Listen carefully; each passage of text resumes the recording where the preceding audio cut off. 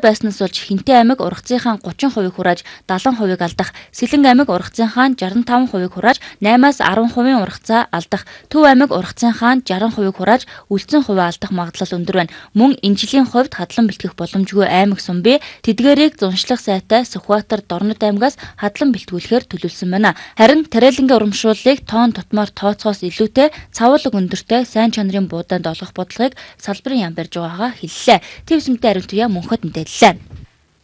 Хангул дүүргийн 4.1-р хорооны нутаг дэвсгэрт он удаан жил амьдарсан 700 гаруй иргэд өнөөдрийг хүртэл газрын зөвшөөрлөө аваагүй юм а. Зайсан болон арцдын ам нь дархан цаазд газар учраас байгууллагч гон хөгжил аялал жуулчлалын яамнаас зөвшөөрөл олгоно. Харин өнөөдөр 5 жилийн хугацаатай ашиглалтын гэрчлэгээгээр иргэдийн өмчийг үнэлж байна. Салбарын сайд нь энэхүү гэрчлэгийг авснаар эдийн засгийн эрэлтэд оруулах бүрэн боломжтойг тайлбарлаж байгаа юм а. Тусгай хамгаалалттай газарт газар эзэмшүүлэхгүй ч зайсан арцдын аманд 1960-ад оноос хойш амьдарсан иргэдийн эрх зөрчигдөх эрсдэлд орсны улмаас ашиглалтын зөвшөөрлийг олгох тухай яригдулсан. Энэ нь 5 жил тутам сунгагдаад явах юм. Тиймээс ямар ч баталгаагүй байсан иргэдийг ашиглалтын зөвшөөрлөөр далимдуулан хуурчхыг гişүүмжилж байна. Эдгээр иргэдийн газар барилгын компаниудын хараанд өртсөн эхнээсээ мөнгөөр дээгүр доогоор худалдаад эхэлсэн энэ үед зөвшөөрлөө аваагүй иргэд бухимдах болсон юм а. Би нийт 35 жил болж байна. Гэхдээ бид нар уул нь газраа эзэмших юм уу өмчлөх талаар нэлээд хөдөлсөн л дөө. Тэгээд тэр бүтээгүүд өөр яхаа төр ашиглах гэрчлэгээд өгж байгаа юм байна. Бид нар одоо ингээд кадастр ингээд бүгдээ хийлгэцээ. Ингээд хийлгээд ингээд давхцалгүйгээ хийлгэсэн чи одоо компани давхцсан гэд манай тэр нэгдүгээр хэсгийг одоо ингээд бүр ор тас хаяад байна.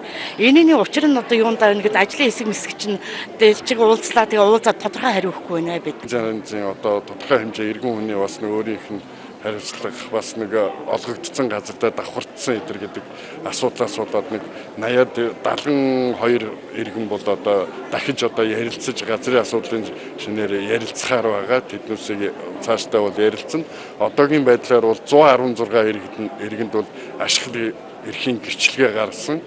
Өнөөдөр бол үндсэндээ үлдсэн одоо урд нь бол нэг 20-од иргэн авсан байсан. Өнөөдөр нэг 60-аад буюу 70-аад иргэн бол авч байгаа. Тухайн иргэний газар байгууллагын газартаа давхцсан инженерийн шугам сүлжээ дэд бүтцтэй газар дээр байрсан газрын маргаан шүүхэд оцсон зэрэг шалтгааны улмаас нилээд хідэн айл ашиглалтын зөвшөөрөл авч чадаагүй байна. Эхний байдлаар 300 гаруй айлын гэрчлэгийг олохоор болсон ч цаана нь энэ хэмжээний айл хохирох эрсдэл өндөр байгаа юм. Дээрх асуудлыг шийдвэрлэхээр яамнаас ажлын хэсэг гарсан ч ажил нь бачуудад үйлчилсэн шийдвэр болдгийг шүүмжилдэг. Үүнд салбар яамнаас дараах хариултыг өгч байлаа.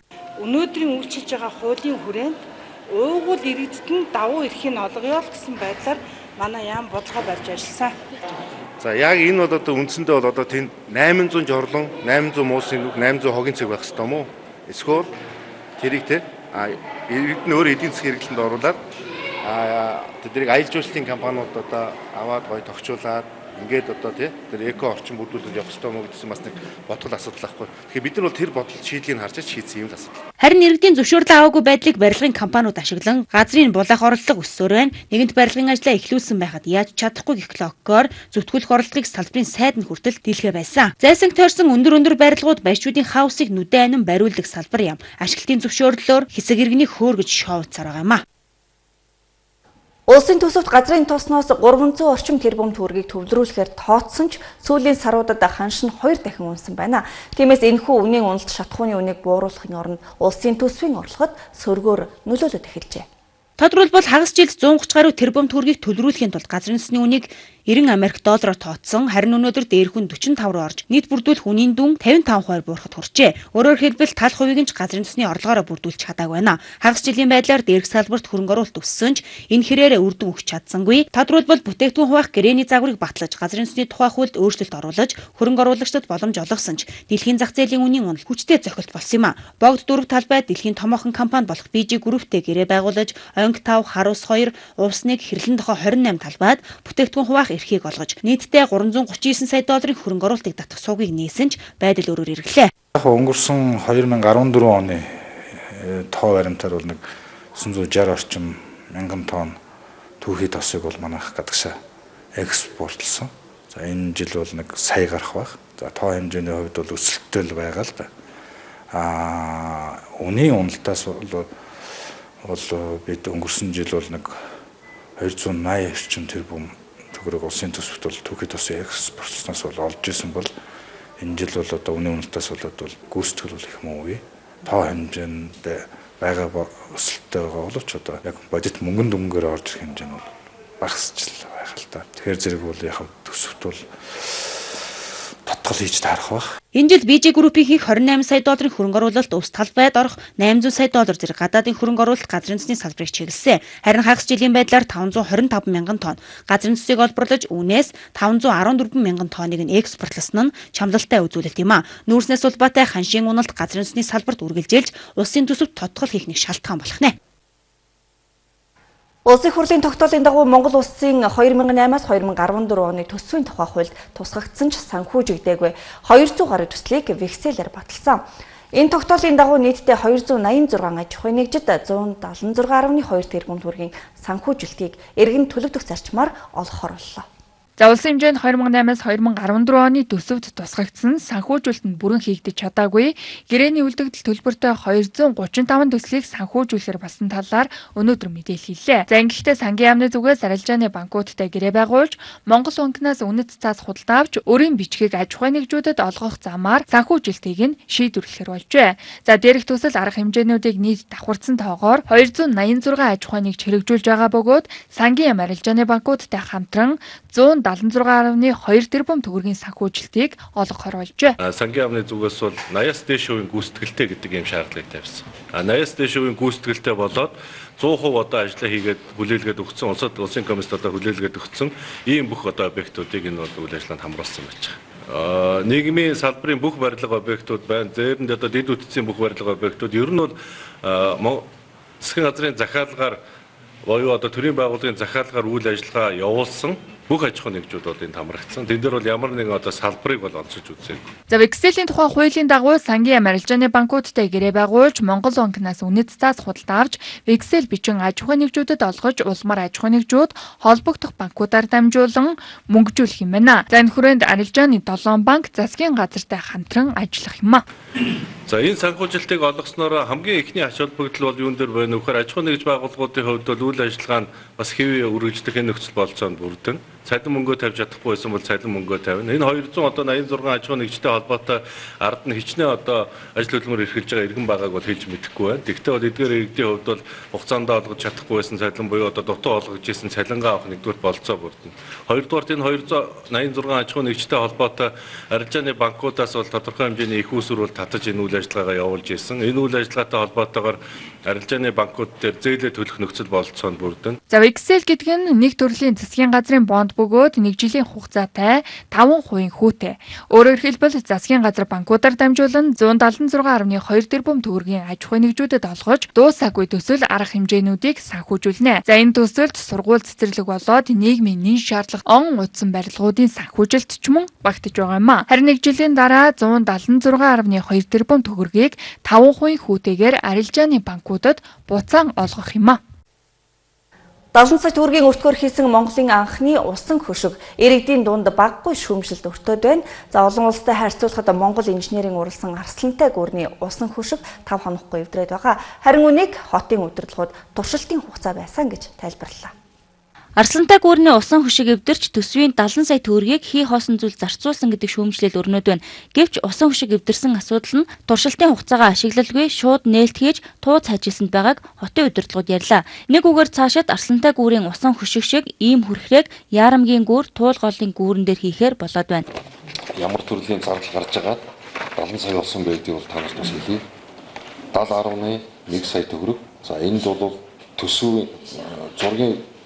төсвийн одоо зураг төсөл судалгааны ажил бол 4 сая, гадна цахилгааны ажил 4.2 сая, гадна гэрэлтүүлгийн ажил 5.3 сая, газар шороо, тогтцол, сэргийн засварлага гэсэн ийм төрлөөр 13.1 сая, усан хөшгөний байгууламжийн өөрийнх нь монтаж материал 24.6 сая, за нэмэгдэл зардал коэффициентийн дагуу 10.8 сая төгрөг. Энэ бол төсвийн хууль бусад юугаараа шаарддаг юм байна. За захиалагчийн хяналт маргалшгүй зардал гэж байж байгаа. Энд 2.3 сая. Нөөд төсвийн хуулиараа бид нар нөөдийн хуулиар бид нар 5.8 сая төгрөг. За дээрээс нь ихэд бол энэ айл бол субботник хийж байгаа биш. Тодорхой хэмжээний ашигтай байх хэрэгтэй. Бизнес юм байна. Тийм учраас энэ юмудаа ингээд тооцох юм бол иймэрхүү дээр дурдсан мөнгөнд гарч байгаа юм. Гэвч төсөвтэй хэтэрхий багтсан усан өшгийн бүтээн байгуулалтын задаргааг танилцуулбал улсын төсвөөс 4 сая төгрөг, газар шорооны ажилд 13.1 сая төгрөг, усан өшиг урсгахад 6 сая төгрөг, нэмэгдэл зардалд 10.8 сая төгрөг зарцуулсан гэх мэт задаргаа байна. Улаанбаатар хот бусад хотын адил хөгжих бүтээн байгуулалтаараа гайхагдах цаг үе ирсэн ч харамсалтай нь хийсэн бүтээсэн Монгол инженерүүд нь гологдвоо хэд хуурашилтай цаг агаарт нь усан хөшиг тохирсонгүй юу гэдэг асуулт байгаа юм. Харин хотын захирагч Батүл усан хөшиг эвдрэх нь төр зуурынх бөгөөд тендерт ялагдал хүлээсэн компаниуд муу мэдээ тарааж гутааж байна гэдэг тайлбарыг өгч байна. Тэгээ ийм хийсэн чинь одоо энийг ингээд бүр одоо өргөн хэмжээгээр гутааж байгаа юм. Өөр зүгээр гутааж байгаа юм.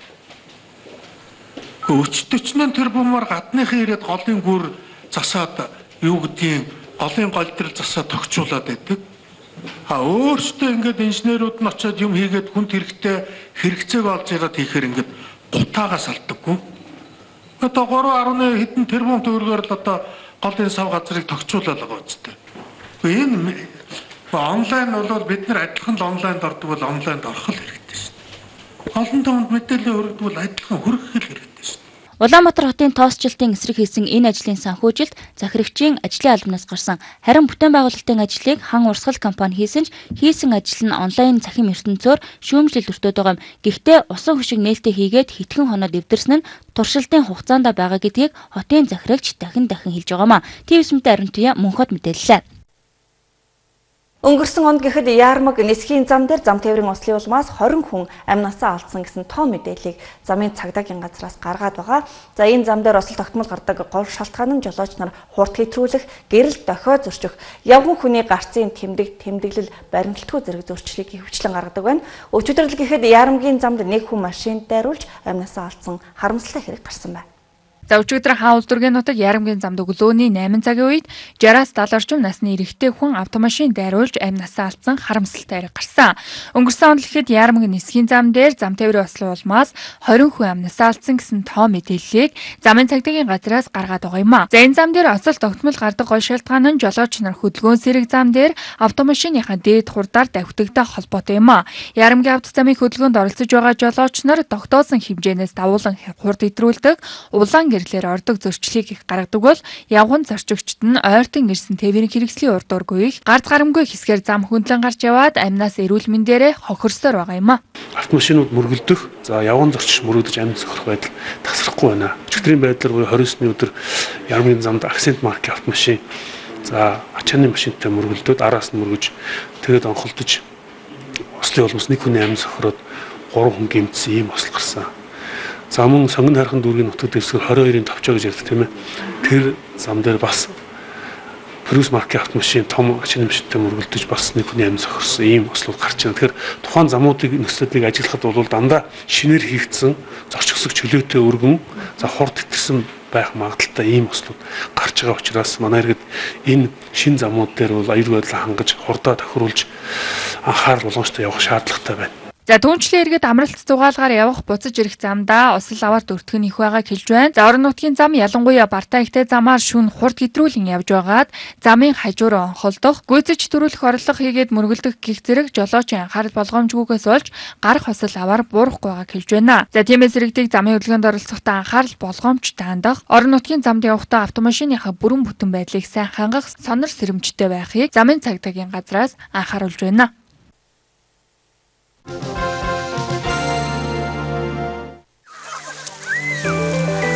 Зоник оёр мэдэр ойцаа 900 төгрөг. Хэрэглэгчийн үтс 9333 9001